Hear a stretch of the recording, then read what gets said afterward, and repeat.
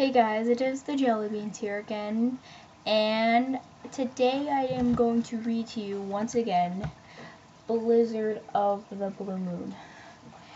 And right now we are in chapter 4 called Hard Times and stuff, and I hope you guys have enjoyed this series so far. Let's get right into it.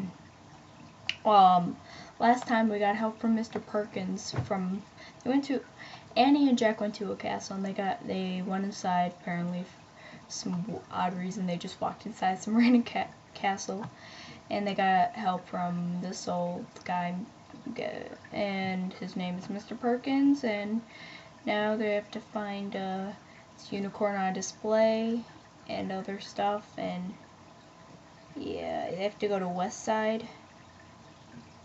Yeah. Alright, let's go. Chapter 4, Hard Times. And then there's the clock again. Yeah. It might not be a clock. You guys should let me know down below if it is a clock or not. Anybody is watching. Anyway. Hard Times. The wind lashed the bare trees and swept the snow into tall drifts. "That way," said Annie. She led the way down to the castle steps to the path. "Mr. Perkins was a nice guy," said Annie, as they headed toward the west side of the park. "Yeah," said Jack. "Some day I'd like to go back there and see all his weather instruments."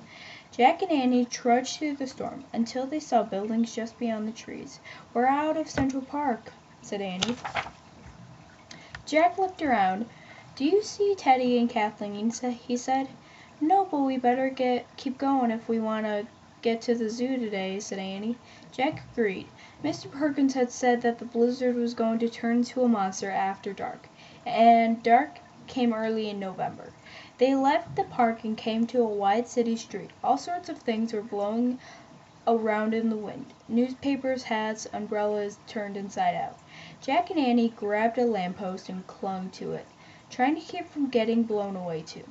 When there was a lull in the storm, they trudged across the avenue. It was lined with cars half buried in the snow. Jack and Annie started down a side street. They passed an old man and woman huddled in a doorway, wrapped in torn blankets, burning a fire. I'm not burning in a fire. That'd be terrible. Burning a fire in a small stove. They passed a line of men dressed in ragged clothes standing outside the building. A sign said "Free Soup." And here's the pictures. And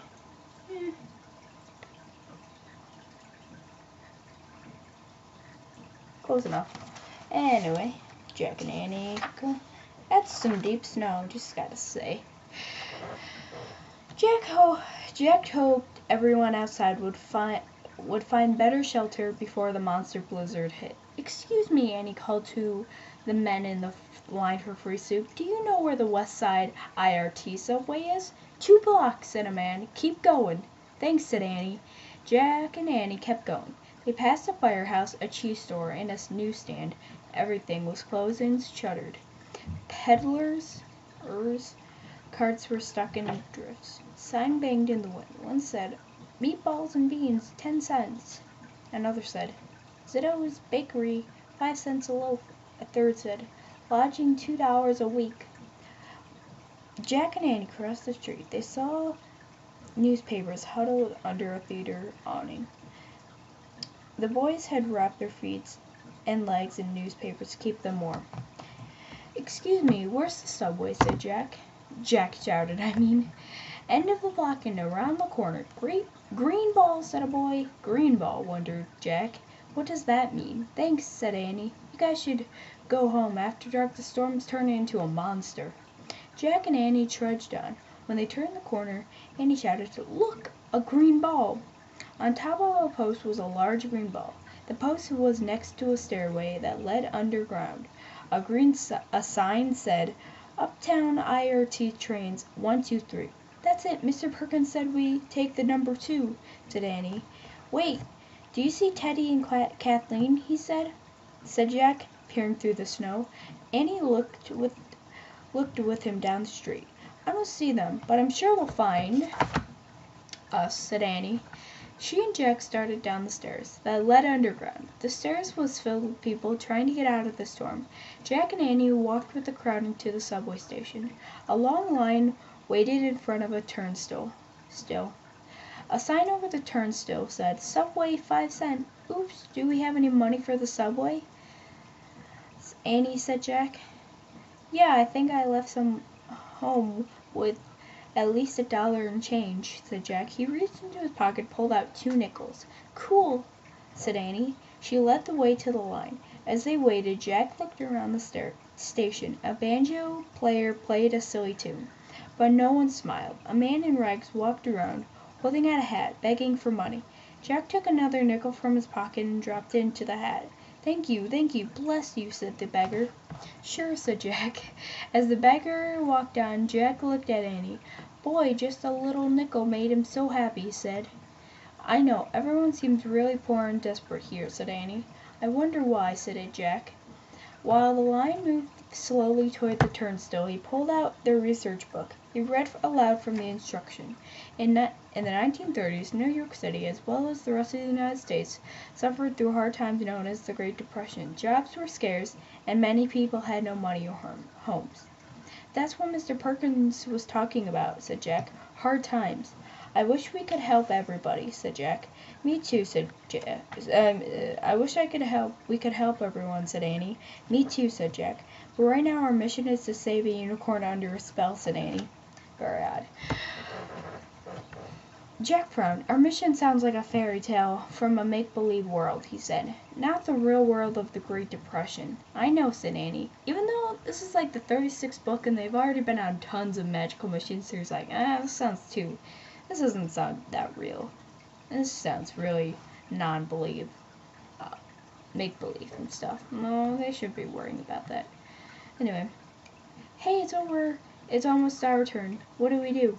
"Let's watch the person in front of us," said Jack. "Yeah." Followed by example. Jack and Annie watched an old woman put her nickel in a slot of the turnstile, which led to the train platform. The woman pushed through and joined the crowd of people waiting for the train. Jack and Annie put their nickels into the slots and pushed through. The platform was bitterly cold. People looked worried, as if they feared the subway train might never come. Jack felt worried too, but mainly because their mission wasn't making any sense. All their missions are make-believe though, so why does it have to make sense?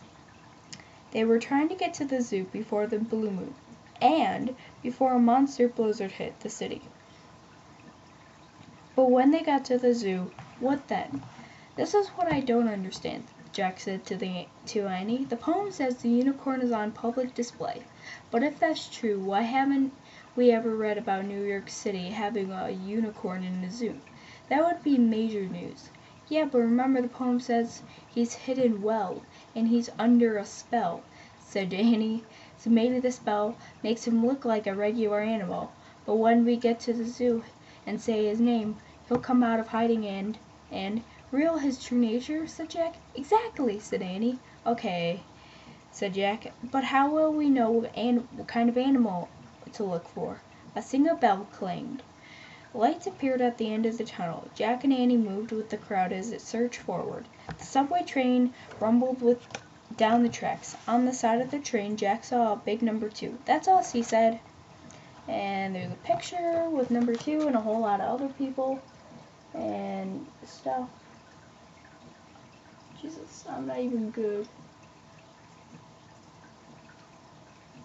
Yeah, okay. When the train stopped, everyone on the platform crammed inside. Jack and Annie were squashed into one of the first cars. All the seats were taken, so they had to stand in the aisle.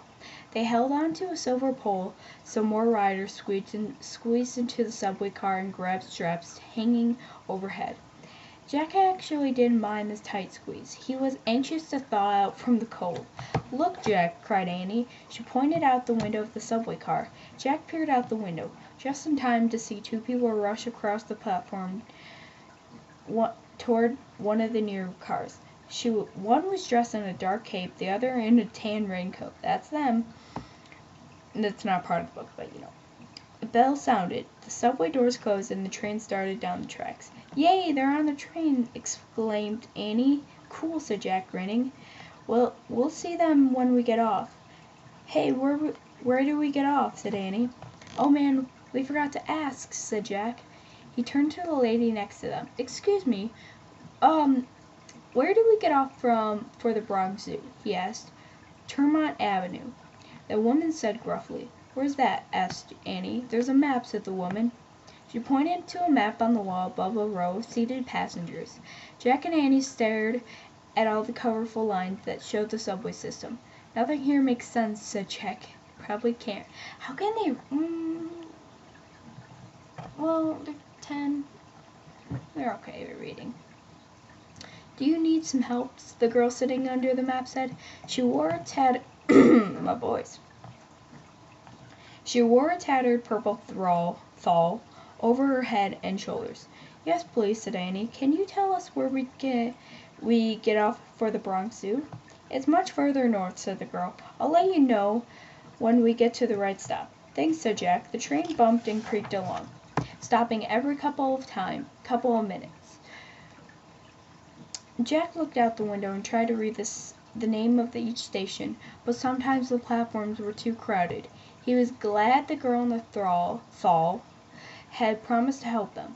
Just when Jack was starting to feel warm and a little drowsy, the girl called out, "Your stop's next." "Thanks a lot," said Annie. She and Jack squeezed through the crowd toward the doors.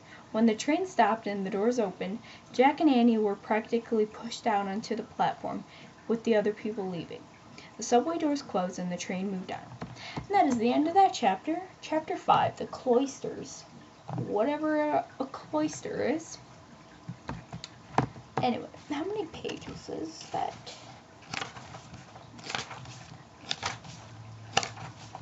A lot of pages, dude. It's about 12 pages. Okay. The Cloisters. "Do you see Teddy and Kathleen?" said Jack.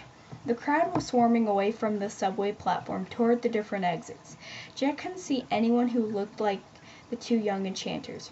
"No," said Annie, "but if we figured out where to get off, I'm sure they did too. Let's hurry and get to the zoo. We can meet up with them there."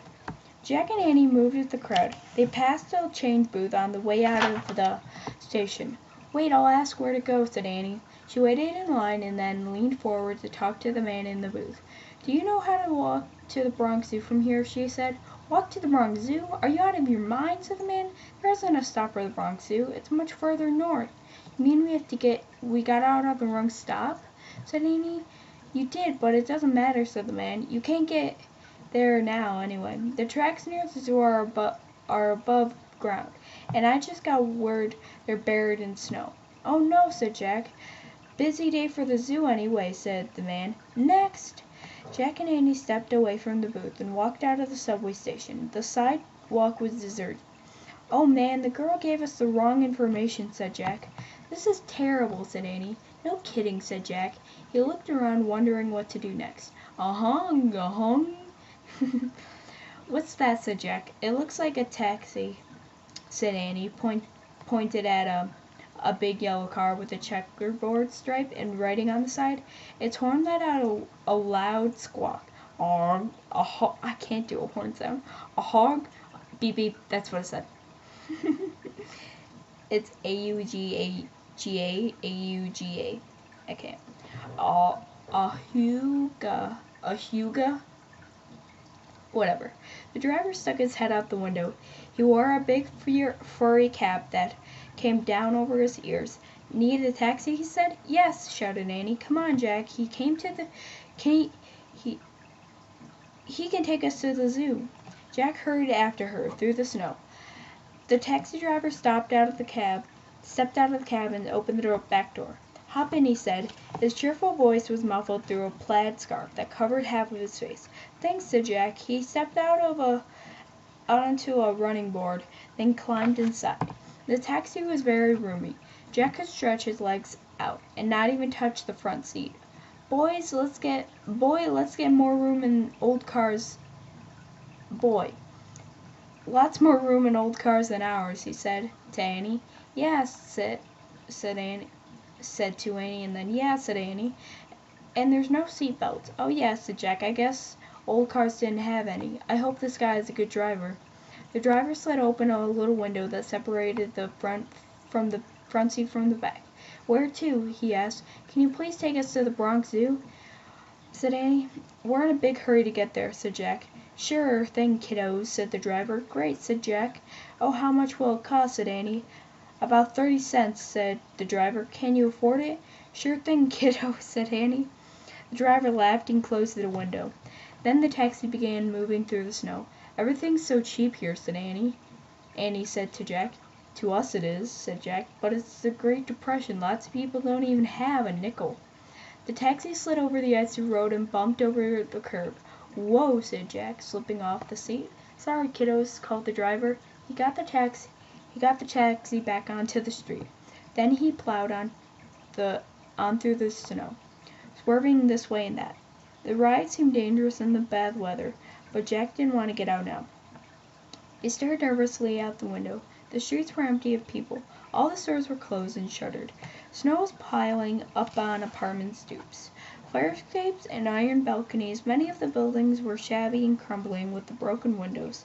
Hard times, said Annie softly. My voice. I need some water or something, gosh. Yep, said Jack. He took a deep breath. The taxi climbed up a road lined with tall evergreen trees. Suddenly it skipped and came to a stop. The engine roared, but the taxi's wheels only spun in the snow. What's happening? Jack wondered aloud. He tapped on the glass that separated them from the driver. The driver slid the window open. Too bad, kiddos. Looks like I'm stuck, he said. Are we near the zoo? Asked Annie. It's still a long ways from here. I'm sorry to say, said the driver, but the taxi's not going anywhere. I don't know what else to tell you. Oh, well, thanks, said Annie. How much do we owe you? Forget it, kiddo, said the driver. Good luck. Good luck yourself, kiddo, said Annie. She opened the door, and she and Jack climbed out into the cold wind. The taxi motor kept running, but the wheels only spun in place, sending up sprays of dirty snow. I don't believe this, said Jack. Maybe there's a subway station somewhere near here, said Annie. The man in the booth said the subways aren't running all the way to the zoo, said Jack. I know, but maybe we can at least get closer, said Annie. Jack and Annie struggled through the storm until they came to a steep cliff. Over the edge of the cliff they saw nothing but a cloud of wind-blown snow. Where are we? Said Annie. I have no idea, said Jack. His teeth chattered, his eyes and ears stung with the cold, and his hands and feet felt numb. Isn't this what frostbite feels like? He thought. Numb. Numb, I mean. Let's go back and sit in the taxi until we figure out what to do, said Jack. At least get out of the wind. Okay, said Annie. Maybe the driver will get it going again. Jack and Annie headed back to the way they came, but the taxi was gone. Hey, he must have got unstuck, said Annie. Ooh, was it probably one of them since the taxi appeared out of nowhere? That doesn't really happen. What if... And he left us. Oh man, said Jack. We're having really rotten luck, and I think I'm starting to get frostbite seriously. It looks like there's a building over there, said Annie. I see a tower. Yeah, me too. Must be the tower from the chapters. Yeah, said Jack. Let's go there and try to figure out what to do next. Jack and Annie trekked up what looked like a long driveway until they came to the gray stone building. Jack wiped the snow from the sign in front. Cloisters of the Metropolitan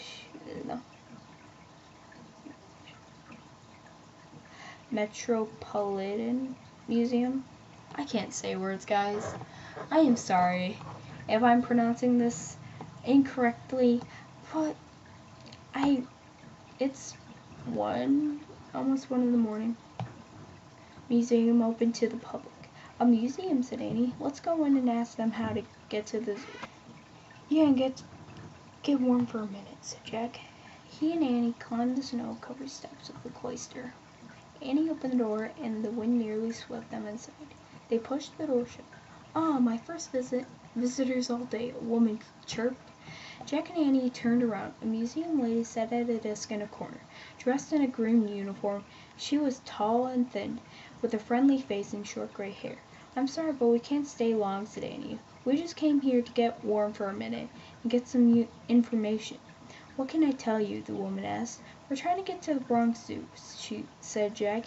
"Is there a subway near here?" "Well, the A train is close by," said the museum lady, "but that won't take you anywhere near the zoo." "Oh, darn," said Annie. "Oh, I wouldn't be so sad," the woman said brightly. "If I were you, I'd stay right here and enjoy the cloister. You won't regret it, I promise. The cloister holds most of the medieval collection of the world-famous Metropolitan Museum of Art." "What's a cloister?" Annie asked, saying. "An embroidered garden or courtyard." "It's like an exact definition, probably," said the museum lady. "We have 4 in all. They beautifully evoke medieval times, from the Romanesque,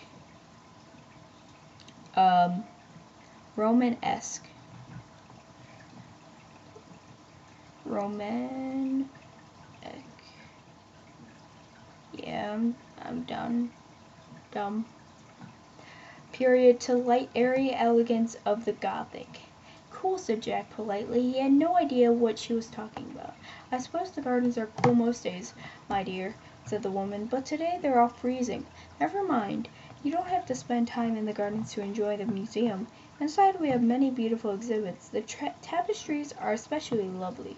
They are woven with beautiful yarns by weavers from the Netherlands. For years they hung in a French castle and managed to escape destruction during the Revolution. Then for 2 generations—" "Excuse me," said Jack. He was eager to end the woman's boring lecture. I thought it was quite interesting, actually, so they could be on their way. But she kept talking excitedly. "The tapestries are used by peasants to protect potatoes stored in their barns until eventually a countess rescued them. They were restored, and in 1922 Mr. John D. Rockefeller bought them.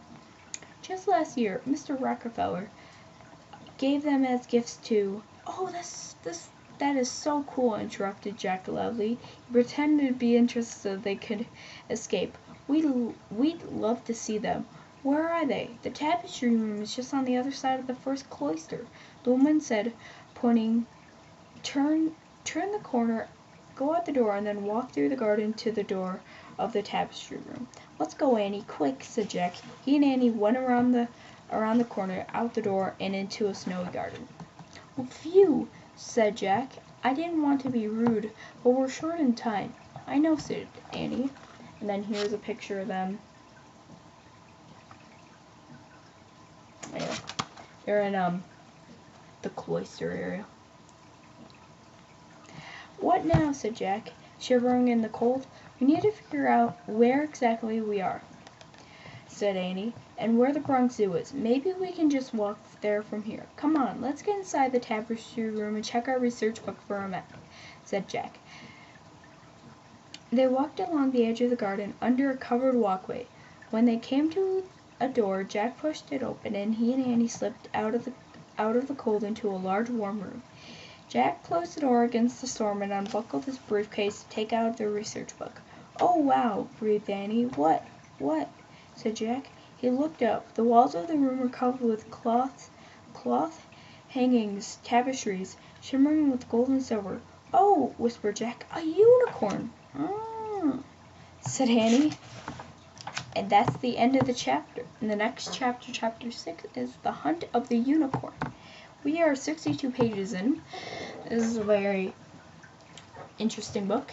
I wonder how many episodes I'll do this in, because there's only 10. Maybe like 2 more, because I can do 2 chapters for each episode. I hope you guys enjoy the book and stuff, and I would like you to comment down below what you guys thought of the book. You know, it'd be nice if I got some input. If you guys want me to continue reading this or not, I could totally stop. I might finish it and then just stop late night readings with me. And That'll be so good, and I hope you guys all enjoyed your day, and as always, I will see you in the next episode. Bye!